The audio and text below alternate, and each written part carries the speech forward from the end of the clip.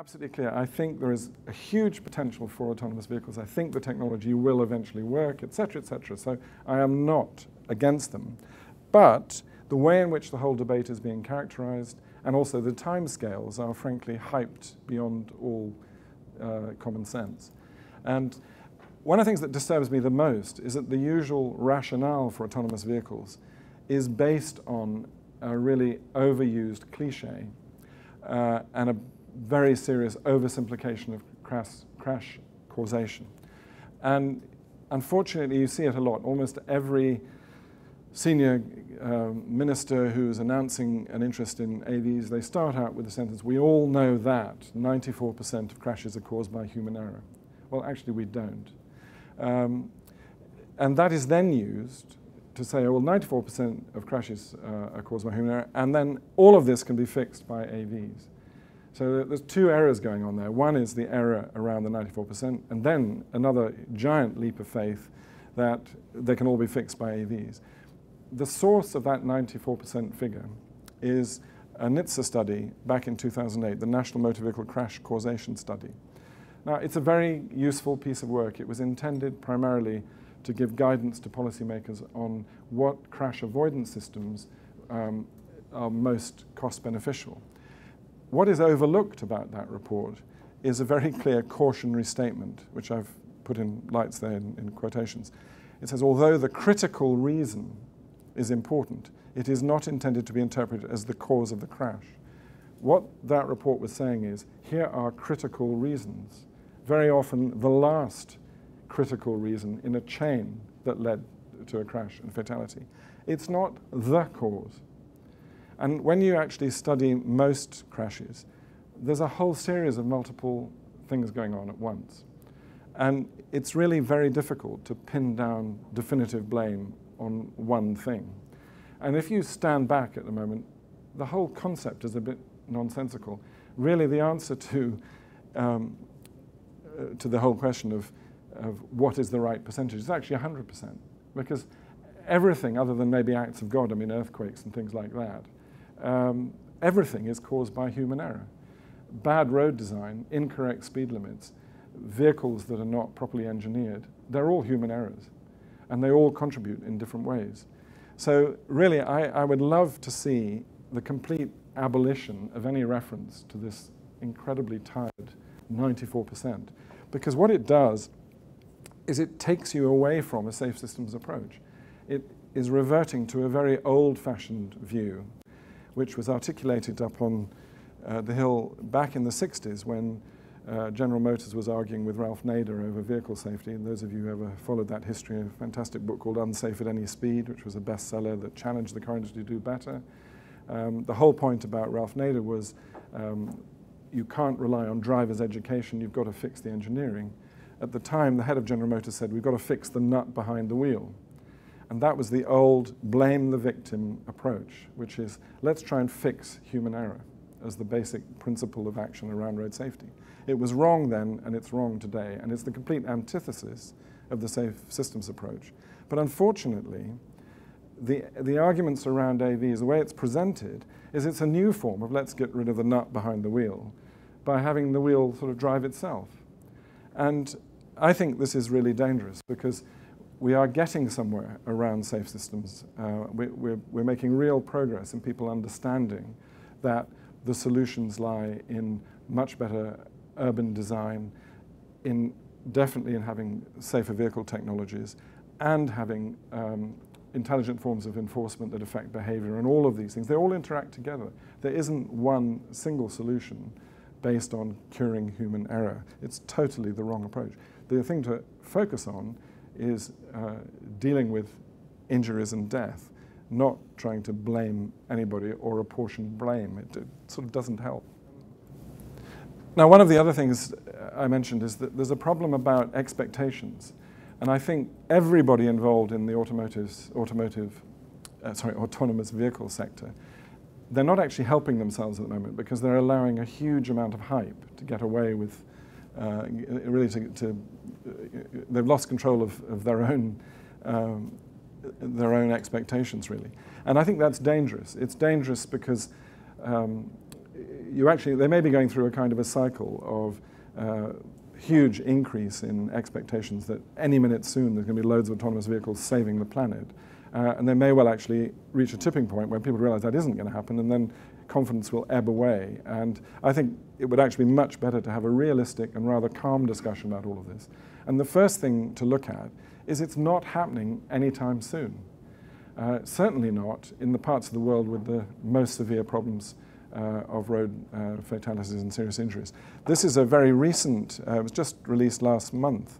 It's from a market research company, IIHS Market, and it's their forecast for autonomous vehicles sales by region up to 2040. So you have the Americas is the green, and then you have EMEA, which is Europe, Middle East, and Asia Pacific. And the really key thing here is just look at the slow progression and the total number of vehicles. They're talking about something like 33 million plus new vehicles a year by 2040. But in which markets, in which regions, it's really not going to have any impact whatsoever on any kind of safety issue, at least up until around 2040. And even then, there are a lot of questions here. As I mentioned, the most dangerous roads in the world are in the APAC region. And we're simply not going to get there on scale at the kind of speed that the hype suggests. Much more plausible, actually, is acceleration of EVs, of electric vehicles. And it's interesting to compare these. The forecast here is by 2040. This is from actually a Bloomberg Energy forecast. By 2040, we may have like 120 million new passenger cars being produced. Right now, it's around 70 million. So getting close to doubling. And therefore, the forecast here is roughly half being electric vehicles. But you can see, looking back to that previous one, AVs are going to be significantly less, according to the two forecasts together. So, again, the key fact here is they're going to take quite a long time to get into the vehicle fleet, and they're also going to coexist for a considerable long time with other vehicles, which is going to create all sorts of challenges on their own. It's interesting, there's a study, rather good study done by UC Davis recently on the so-called 3 Rs, the 3 revolutions, and they very positively suggest that the combination of electrification, autonomy, plus ride sharing will be very beneficial. And that's an interesting perspective on the way that autonomous vehicles should be encouraged. But the report also has a big cautionary message in here, which is without ride sharing, without really pushing on sharing, then actually electrification and autonomy could be considerably negative. You may get increases in congestion and other negative effects. So that's another reason why I think we've really got to be more cautious about the way we describe the so-called disruptive effects of autonomous vehicles. My sort of warning is that between now and 2030, just don't have any idea that autonomous vehicles are going to have any net positive benefit in terms of safety at all. And I could talk for hours, and I'm not an engineer, so it'd be very bad if I tried to, about the whole range of issues that still bedevil autonomous vehicles. There are plenty of problems with software. There's going to be huge consumer and market acceptance still. There was an opinion poll out, I think even this morning in the US, saying that majority of US motorists don't at all feel confident about autonomous vehicles at the moment. There are tremendous issues about security, cybersecurity. There's a big debate about how do you regulate. I think there's a worrying tendency, which is that some, particularly from the auto industry, would like kind of, let's roll back all the regulations, let's have a free ride approach to all of this. I don't see why that's necessary at all. I think there's plenty of time to develop these vehicles in test environments. So you really don't need to, I think, liberalize to the extent that they're talking about. There's also a worrying tendency in some to say, as autonomy comes in, we can get rid of the existing protections that we have. I don't think that's the right approach at all either. There's this huge challenge of the transition period where many autonomous vehicles are going to be alongside all sorts of other kinds of vehicles. That's challenging enough in a high-income country like the US. It's sort of interesting, you do get crashes now. The vehicles in various experiments, pilot schemes running around US cities, they have been involved in quite a few crashes. Always the people who are most enthusiastic about this point out, oh, but it was the human that caused the crash, as though somehow that absolves them from any concerns. But actually that's the whole point. In a transition, those risks may become even more acute. I was reading a very interesting article the other day just about maps and how critical very sophisticated maps are going to be to these vehicles. And it was pointing out that earthquakes can be devastating to the very high level of precision that are going to be required to these maps. And that certainly I can think of people in California or San Andreas Fault suddenly being a bit fed up when the vehicles all grind to a halt because there's been a shudder. There are still enormous challenges like this. A couple of weeks ago I was in India. We're doing quite a lot of work there, and I just do not see the possibility of autonomous vehicles having any impact in an Indian environment for, I mean, I'd be surprised if it's a matter of multiple decades. So, you know, let's get real about this, and let's try and avoid something which really worries me, which is that the hype around autonomous vehicles distracts policymakers from taking the right decisions about the technologies that actually are available now and which will have a real chance of making an impact between now and 2030. And in terms of crash avoidance systems, they are overwhelmingly electronic stability control. That's an old story in the United States. It's already mandatory here, but it's been the single most important safety system affecting reduced fatalities in the US since the seatbelt. That system is still quite new in many emerging markets.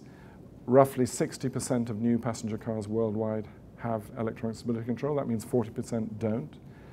It also works in many other classes of vehicles, trucks and so on. So number one priority in terms of crash avoidance technologies to push really hard now is still electronic stability control. Autonomous emergency braking systems, there are three main systems. There's a city system, which deals with low-speed crashes. There's an interurban, which is slightly higher. And then there's a pedestrian system. That is the next follow-on technology from ESC, which is already on the market. In the US, there's a voluntary commitment to introduce it. I'm going to talk about that in a minute. Another system which is almost not discussed at all, I think, in the US, is intelligent speed assistance. And this is systems using, again, maps and cameras to inform the driver of the prevailing speed limit, and where, on a voluntary basis, it can be overridden in an emergency, the vehicle will adhere to the speed limit unless the driver deliberately cancels that because for whatever reason they need to accelerate. So what it does is it encourages the driver to adhere to speed limits. And there's research backing up that this is hugely effective potentially in reducing crashes and deaths and serious injuries, and also with a strong positive contribution in terms of fuel economy. Now, all of those systems are available right now. There are ISA systems that even can work off the back of a mobile phone, so you can retrofit some of these systems if you wanted. So the risk we face is that the domination of discussion around autonomous vehicles will lose sight of these systems. And I think that would be very, very disappointing indeed. And it's ironic because actually these systems are the building blocks. They are the technology pathways anyway to autonomous vehicles. So what should be happening is there should be greater effort to encourage these systems, not kind of distract us all with discussion about autonomous vehicles. This chart sort of, I hope, makes my point for me, which is the insurance Institute for Highway Safety has done a calculation. They're a party to this voluntary agreement with NHTSA and with 20 US automakers to introduce AEB voluntarily. And you'll see the take-up forecast that they have for this system still takes a very long time, 2034, to get to 80%. And this is for a system that's completely available, functioning now, proven, known effectiveness. And so why are we expecting autonomous vehicles to do any better than this? So clearly what we need is greater action to accelerate AEB, and I would argue also intelligent speed adaptation. You can debate forever whether it would be better for the US to be regulating now or using a voluntary approach. I'm sort of agnostic on it, provided one can really see that the voluntary commitment is delivering a rapid take-up. And you do get conditions where obviously it's not. I think it's too early to call in the US.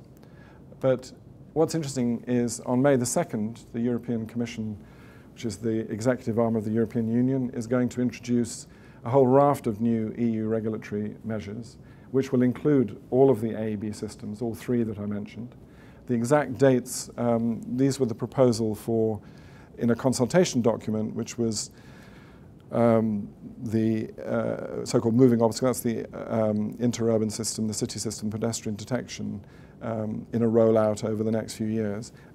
We don't know what is exactly going to be announced, but on the 2nd of May we will find out. And it's very significant that you will have a very large, second largest vehicle market in the world, which is what the EU is after China, regulating this system. I think, in fact, it will put pressure on the US to shift towards a regulatory approach. The other really important thing is intelligent speed adaptation will be in it. And that will be very profound. It'll be the first time that any regulatory body has moved on that technology. And it's interesting always to see the slightly schizophrenic way in which the auto industry handles these issues. For many years, the line in Brussels from the Industry Association in Brussels has been that introducing mandatory ISA is premature. There are problems with the maps, there are problems with the sensors, there are problems with this, and then we need harmonization of all the street signs, speed limit signs everywhere before we could possibly contemplate doing this.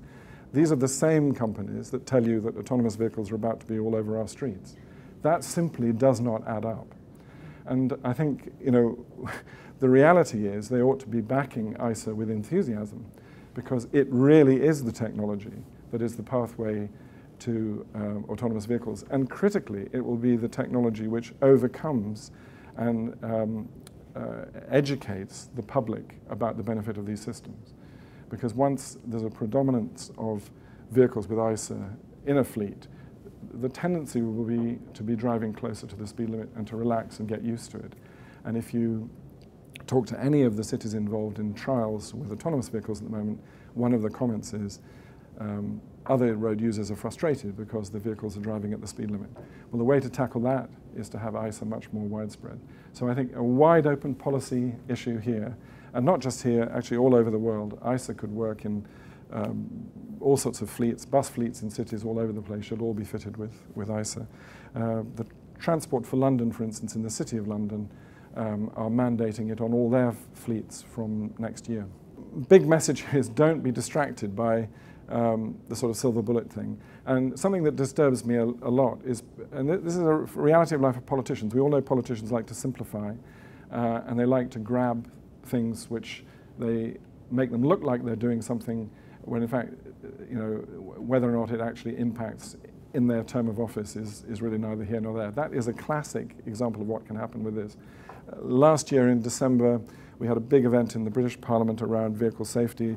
One of our most active members of Parliament had an opportunity to raise in ministerial questions the challenge of the fact that in the UK, like here, there's been a tailing off of improvement in road deaths. The answer from the minister was, oh, but that's why we're investing in driverless cars. So the whole answer to the challenge of the fact that road injury is stagnating in the UK was, oh, well, don't worry, there's silver bullets coming. and then look at what that would mean if we apply that between now and 2030. And I've emphasized a lot, there will be no contribution from autonomous vehicles at all. Well, globally, the World Bank, Soames Jobe, who's the lead road safety specialist at the World Bank, has produced a forecast that by 2030 we're facing 21.7 million more deaths and 875 million serious injuries. Just huge numbers, 90% of that in low and middle income countries. So, for the agenda of anyone who's interested in safety, the Sustainable Development Goals and all the rest of it, which is all up until 2030, AVs are totally esoteric and not really relevant. And so we've got to do a lot more to apply the safe system, to accelerate those vehicle technologies that we know will make a contribution. And I think I've already outlined that. And actually follow exactly the guidance in this report about the other aspects of the safe system, which is to make our road infrastructure more forgiving of human error, to make roads more self-explaining, self-enforcing and so on, and using speed management as a key arbiter of the whole approach. And that's so well articulated in this report. And really the crunch for me about all of this is that if we did all of that, if that's what we spent the next decade doing, we would actually be helping autonomous vehicles enormously, because we'd be changing the ground rules, if you like, the whole context of particularly urban transport, reducing, if you like, the loadings and pressure in the system so that we could indeed find that autonomous vehicles fit more easily into that system. So my message is definitely one of evolution, not really disruption. We hear all the time sort of California types come wandering in and say, yes, here's the new big disruption. Actually, the real big disruption in the world at the moment is nothing like any of that. The real disruption is that the vehicle fleet is doubling. By 2040, it'll be around 1.8 billion vehicles. And the vast majority of that is happening in emerging markets, and it's really old-fashioned technology. That's the disruption. It's old internal combustion engines, unsafe vehicles that don't meet standards being rapidly populated all around emerging markets. That's what's disrupting cities and the environment and safety in the world at the moment. And so what we actually need to do is reverse out of that tendency towards mandating safer vehicles sooner in the context of a safe systems approach. Then just finally, I'm going to do a quick, what we do, Global NCAP is supporting, with the help of Bloomberg Philanthropy, the FI Foundation, to encourage new car assessment programs in emerging markets. The first was started here in the US in 1979. The whole point about new car assessment programs is that they're market instruments, they're consumer information, they're not regulations. And what they do is they encourage greater take-up and awareness of safety performance over and above regulation. And we've supported the development of a program in Southeast Asia, also in Latin America. We have a project in India, and we've recently launched one also in South Africa. The pictures here sort of tell the story. The car at the top is an Up, Volkswagen Up, produced in Brazil. It's a 5-star car. It's working perfectly well. The body shell's okay. The airbag's gone off. It's basically a very adequate design, relatively low-cost car in a key emerging market. The vehicle below is a Datsun Go, totally collapses, no point in an airbag. That car would be illegal to be sold in any high-income country. The car below there is the Chevy Aveo, which has been one of the top-selling cars in Mexico, which till very recently didn't have airbags as standard. That's the big problem that we're focusing on, is a lot of cars which we call no zero-star cars. That means in our rating systems they don't get a single star rating. All of them, any zero-star car would be illegal in our markets. So that's the challenge we're, oops, I keep going the wrong way. We've published a report on democratizing car safety, how we want all regions to be applying the minimum crash test standards. Bottom line is we want proper front and side crash test standards, seatbelt anchorages, electronic stability control, a pedestrian protection requirement, which by the way isn't applied in the US, also motorcycle anti-lock brakes, and AB, which we highly recommend yet because we appreciate it's a bit premature to have it mandatory everywhere. But it's coming, as we'll see from Europe. This is interesting. This is just last year's most recent results from Latin America, and you'll see here a tale of two ends of a spectrum. You've got some cars, 5 stars, really excellent results, achieving way above any regulatory requirement. This advanced award is because they meet the pedestrian protection requirement, which is to soften up the front area of the bonnet. And as I say, that's something that is not yet applied in the US, which I think is something that needs to be looked at. But at the same time, you've got major manufacturers producing zero-star cars. I think it's absolutely unconscionable for any global manufacturer to be producing, this day and age, any zero-star cars. What's fascinating in Latin America is that some countries have regulations now. Brazil introduced crash standards a few years ago. Mexico is just about to. Argentina has, but many countries have no regulations at all. And where you have a regulatory void, this is the kind of experience you'll get. But what is powerful is that a consumer program like Latin NCAP is giving an incentive to manufacturers to produce vehicles as good as that. So that shows this interesting dynamic between consumer information on the one hand and the effect of regulations on the other. Another story that I'm really nearly finished, because I'm probably overdone my time. This is one interesting story about a single manufacturer. And again, it's kind of a good and a bad story. It's a story from India. Renault in 2016 launched a product called the Renault Kwid. It's sold in India, Indonesia, and now Brazil. That's the first version of it. It completely collapsed. It's definitely 0 stars. When we tested it, Renault immediately said they're improving it. And we said, okay, if you're improving it, we'll test it again. And we actually ended up testing 4 different versions of the car. And they've slowly, and this is a good thing that they were working with us, they've slowly got to a much better state. And the middle one is a 1-star car with a single airbag. And you can see the huge improvement in the body shell. Unfortunately, in India, still, the 1 airbag is still only an option. So it's progress, but it's still quite a long way to go. That is the Brazilian version launched last year. And it's got 4 airbags, and it got 3 stars, which is a tremendous progress. And this is all from one fundamental engineering platform. And again, all of this shows how consumer information, putting the spotlight on what a manufacturer is doing, generates quite substantial progress. This is all 1 million miles away from the world of autonomous vehicles. But this is actually the real reality of market developments in the automotive industry. This is where the vehicle markets are growing fastest. And it's also where actually the automotive industry is making the most profit. So, you know, when I come back to that point of what is the real disruptive thing going on at the moment, the disruption is the change in the nature of the global vehicle fleet, where it's increasingly being filled with vehicles that don't necessarily meet standards that we all take for granted. So I think that's it. Thank you very much. Thank you very much.